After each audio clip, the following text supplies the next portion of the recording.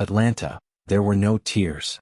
There were no tears when he addressed the crowd in a Fox interview that was played over the Truist Park sound system. There were no tears when manager Dave Roberts removed him from the game in the top of third inning so the fans could salute him one final time. Freddie Freeman didn't cry Tuesday at the All-Star Game. "I didn't know how it was going to go," Freeman said. This was the kind of setting that could have very easily turned the emotional Freeman into a sobbing mess, and he admitted as much the previous day.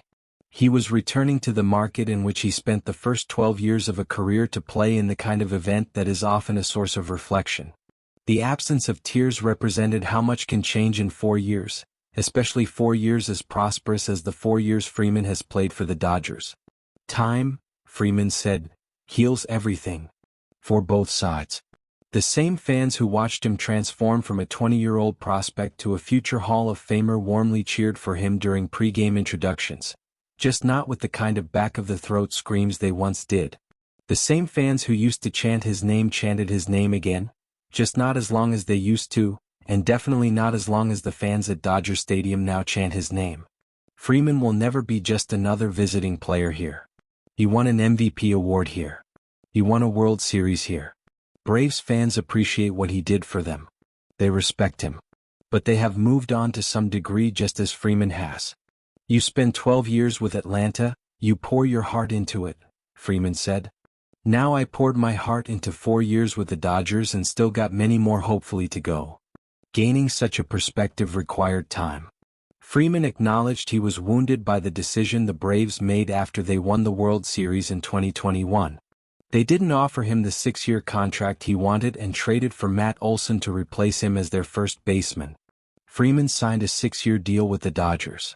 "To be honest, I was blindsided," Freeman said at the time. "I think every emotion came across.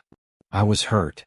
He carried that hurt with him into his return to Atlanta, which came a couple of months into his first season with the Dodgers. He spent much of the weekend in tears. Now looking back, Freeman said, "It does feel like a lifetime ago." So much so that Freeman said it was a little weird to be back this week in the home team's clubhouse at Truist Park. "I was sitting with Braves manager Brian Snitker in the office and seeing him and talking to him, seeing all the home clubhouse guys, and then it kind of just comes all flying back that well, it has been 4 years, Freeman said. Freeman has since returned to Southern California, where he was born and raised. He's been embraced by an entirely new fan base that supported his family when his now 5-year-old son was temporarily paralyzed last year because of a rare disease.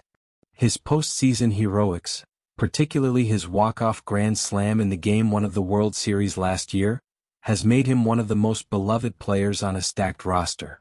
Now everything's in the past, he said. I get to play in front of my family every single day and we won a championship, so everything's okay. His experience in Los Angeles has liberated him from the negative feelings associated with his breakup with the Braves, allowing him to focus on his positive memories with the organization. Because of that, Freeman was grateful he was offered a chance to speak directly to the fans before the game. Put a W next to Dino's name. An L wins All-Star Game swing-off with help from Dino Ebel. From the bottom of my heart, thank you, he told them.